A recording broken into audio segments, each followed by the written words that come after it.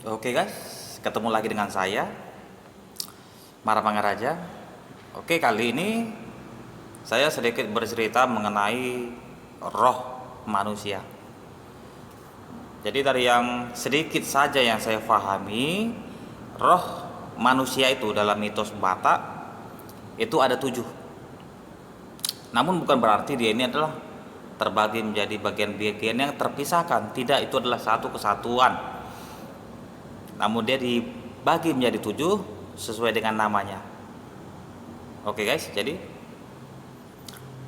roh manusia ini disebut Tondi. Jadi Tondi inilah yang memiliki 7 nama. Oke, so seperti biasa, sebelum saya terang lebih lanjut lagi, silahkan di subscribe. Tujuannya subscribe adalah agar media ini dapat semakin berkembang. So, silahkan di subscribe di bawah sekarang. Silahkan di subscribe, bunyikan lonceng bel, like, komen, dan share. Makasih. Oke guys, jadi di sini saya terangkan ke-7 nama Tondi yang ada di tubuh manusia versi Batak. Oke, so yang pertama itu adalah Tondi Sigonggom. Tondi Sigonggom ini itu adalah sejatinya roh manusia. Jadi dia ini menyatu dengan tubuh fisik kita. Roh ini terpisah adalah ketika kita meninggal. Oke, itu adalah yang pertama, Tondi Sigonggom. Nah, sekarang yang kedua. Yang kedua ini namanya Tondi Sijunjung. So, Tondi Sijunjung ini itu adalah berupa roh pelindung. Jadi roh pelindung ini dia itu akan aktif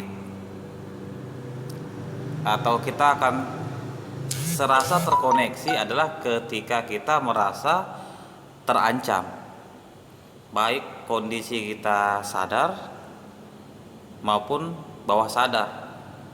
Itu terkadang seperti kita dapat merasa firasat, kita merasa seperti ada sesuatu, kita terlindungi. Nah, itulah dia yang kedua, Tondi Sijunjung. Sekarang yang ketiga, Tondi si Palos-Palos.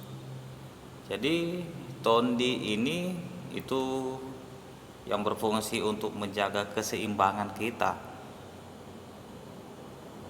Nah, jadi keseimbangan antara pikiran, spiritual dengan tubuh fisik kita, keseimbangan antara kesehatan kita, keseimbangan antara mental kita. Dia mengatur keseimbangan kita ketika kita berdiri. Intinya dia adalah mengatur keseimbangan baik buruk, amarah, kebaikan, semua keseimbangannya ada di sini. Jadi ketika keseimbangan ini terganggu, itu kadang membuat kita sakit, baik berupa tekanan pikiran maupun dari fisik. So, itu adalah yang ketiga, Tondi si Palos-Palos. Sekarang yang keempat. Yang keempat ini disebut Tondi si Bahota.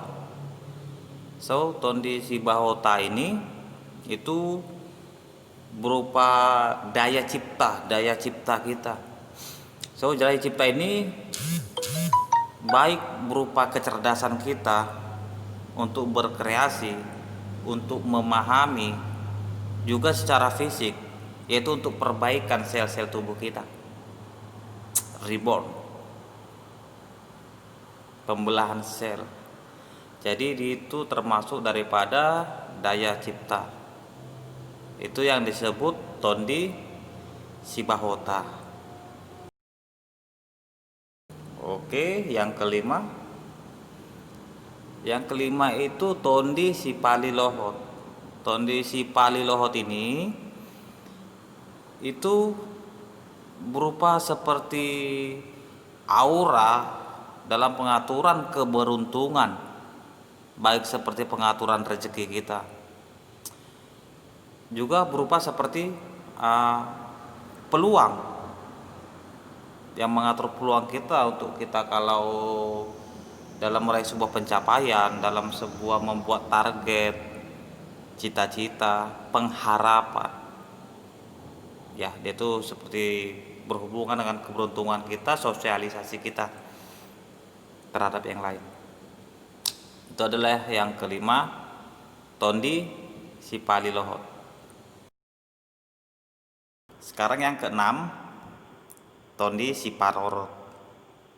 Si Parorot ini itu adalah berupa roh pengasuh itu yang selalu aktif untuk membimbing kita. Jadi yang mana dia menjaga kesadaran kita, baik kondisi kita memang betul sadar, bawah sadar, atau ketika kondisi kita tidur. Jadi di sini juga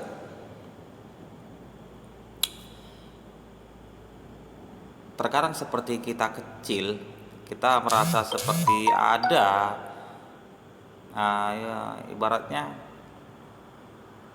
salah satu petunjuk lah peningkatan kedewasaan, terus seperti mengilhami sesuatu gitu loh. Jadi kita itu diasuh, ada yang mengajarkan kita dan sebagainya macam lah seperti itu. Jadi itu tadi adalah Tondi si Parorot. Ketujuh,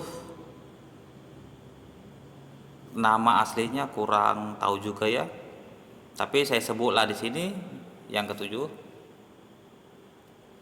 itu adalah Tondi Saudara. Kenapa disebut Tondi Saudara? Ini adalah roh kembaran manusia. Jadi ketika lahir dia bersama dengan plasenta kita. Jadi ketika dia dikuburkan, dia berada di dimensi lain. Begitu. Jadi kalau mungkin di daerah seberang orang sebut juga sedulur papat kelima pancer. Tapi tidak adalah yang seperti itu yang untuk daerah Batak, walaupun ada mungkin adopsi baru, bukan ya adopsi yang lama. Jadi lebih mengarah ke situlah, saudara kembar kita. Oke, itu tadi yang ketujuh lah, tujuh-tujuhnya Tondi Saudara. Namun di sini untuk dijelaskan lagi, bukan bermakna ini yang ketujuh ini adalah berbeda, yang mana ini adalah satu kesatuan dengan kita. Jadi walau dibuat namanya berbeda, mereka ini bekerja sama untuk menghasilkan suatu fungsi. Oke, jadi seperti itu saja penjelasan saya. Jadi saya bagi tahu lagi, di sini bukan saya mengajarkan tentang Hadatun atau saya merasa sok pintar untuk mengajar-ajarkan orang lain, tetapi media ini adalah tempat kita saling bercerita, bertukar pikiran, diskusi, baik berupa tutur-turian, mitos, bahkan adat, budaya. So, untuk tidak disalahpahami dan bukan saya mengajarkan keajaran sesat.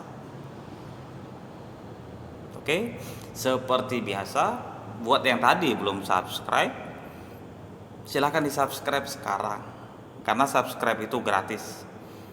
Sekali nonton tinggal telunjuk saja. Oke guys, jadi jangan lupa juga di like. Untuk kritik dan saran itu silahkan tulis di bawah berupa komentar. Dan untuk lebih memajukan lagi, silahkan di share. Itu saja. Jangan lupa komentar, kritik, saran, dan pertanyaan silahkan tulis di ruang komentar di bawah. Oke guys. Oke, silahkan. Terima kasih.